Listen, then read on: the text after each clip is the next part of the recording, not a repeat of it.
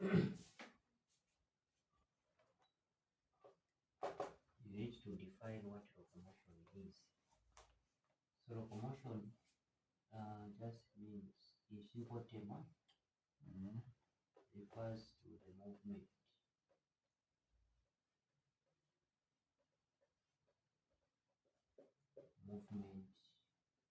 of entire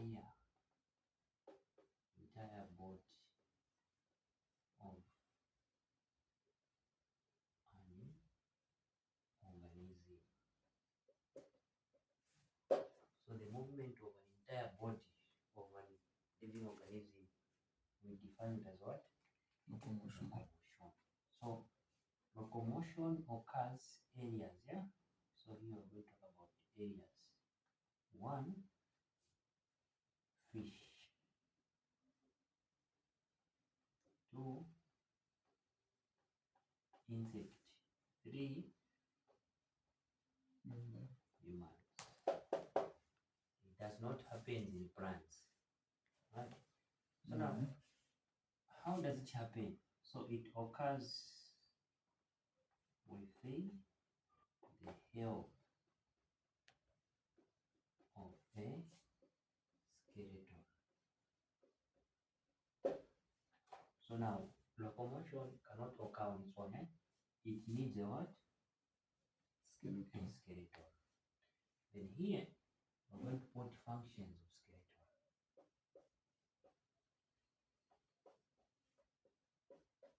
Since we've said it occurs with the help of skeleton, right? Now we need now to talk about how does a skeleton help locomotion to take place. So one, so all the skeleton, they provide support. That's why the bones of our body are well connected, yeah? Due to the what? Support. Apart from support, what are the other functions of skeleton? Movement. So providing movement. Apart from providing movement, communication of bonds.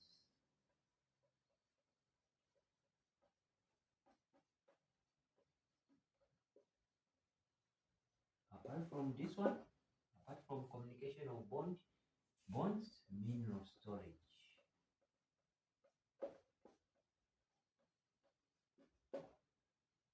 What other function can we add? Support, movement, communication of bonds, mineral salt storage, protect. Yeah? So the last one is protection. So now you can find a question out of section B. Describe the function of a skeleton. And that question has how many marks? 6 marks. So you need to come up with 6 points and you explain on each point. So the other one is mineral storage. If we add, I've already added the mineral storage, okay, it's fine. Any question on this part? Question. I copy now. Okay, let's this side. Okay. So now, having looked at the functions, we've also mentioned about fish, insect, and what?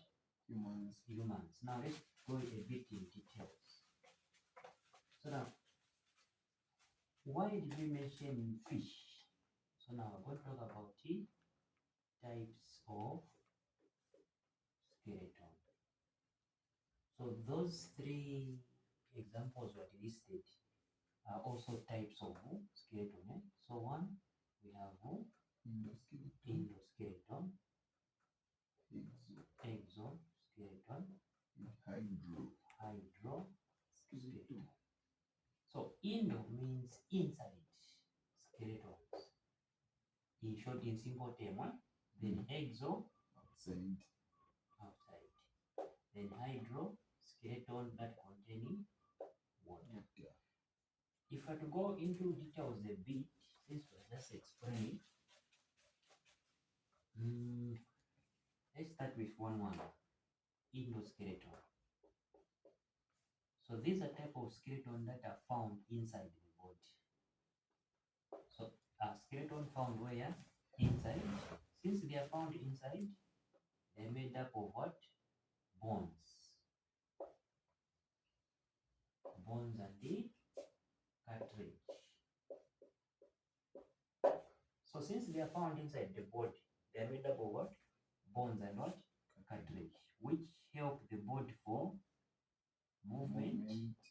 So those functions now mention and support. So we'll not mention all the functions, we'll just mention a few. Where do we find this type of skeleton? Mammals. You see that?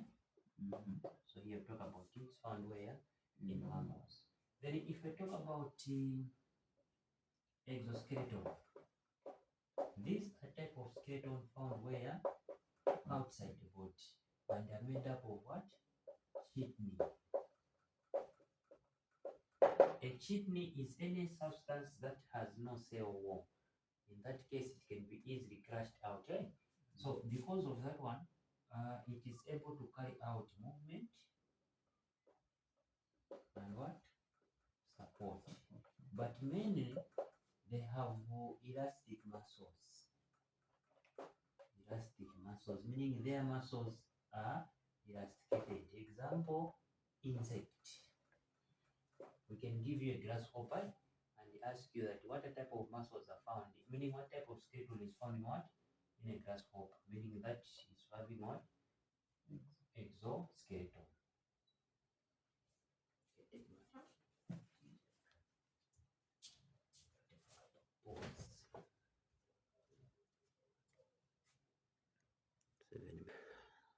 Okay, so on the other part, we are looking at why a bone is called a living tissue. So there are so many reasons why a bone is called a living tissue. One of it is it is able to grow and repair itself. For example, you can cut yourself, or maybe the bone can break. In that presence, it can be able to grow again and repair itself back to normal. Okay. The ability to supply blood, not only that, metabolic activities. The bone also is able to communicate with other tissues. Then there's also what we call the presence of bony marrow. If you have to pay much attention downwards there, we've added the joints. So a joint is a point where two or more bones happen to meet or join. So where two or more bones happen to join, we refer to it as a joint. Then we have three types of joints. One, synovial joint, cartilaginous joint, and the fibrous joint. If I to explain a bit on the last two, fibrous joint, these are non-movable joints, the meaning they don't usually move, such as the joints that are found in the skull or the bones of the skull. Cartilaginous joint, these are type of joint that slightly move. For example, we can talk about the knuckles. Then let's go to the next part. We talk about the synovial joint and the structure of the bone. Okay. So this is the second last. Now, this one deals with drawings. So a synovial joint is a type of joint that are movable in short, right? So these are movable joints. So they are found in two. We can talk about the hinge and the ball and the socket. So for example, we can talk about the bones found in the hips and the bones found in the shoulder. So if I talk about this one, it's in the whole of this, yeah? The whole of this one. So it can either go like this or come down. So if you were to do this, this is this one. Then if you were to let your hand like this, this is it, this one. So where there is A, B, C, D up to E now are specified part of the bones. So we have A, which represent what? The scapula there, meaning the whole of the shoulder part, yeah? That one. Then we have B. If you hold nice, you discover that there's a stake somewhere there. That is text called what? The clavicle. Then we have C, which is also C there, talks about the humerus. Then we have D and E. If it's like this, D is radius, then the down part is what? Ulna. Then we didn't talk about the joint here. That's where the joint is, right? And this type of joint here, it's one that we call it a what? A hinge joint, because it can only rotate with at the right angle, giving a straight line. It can't go further than this, right? So now, so the hinge joint is one of the, you can talk about shoulder or elbow instead of you saying a what? A shoulder. Okay, you can draw this diagrams.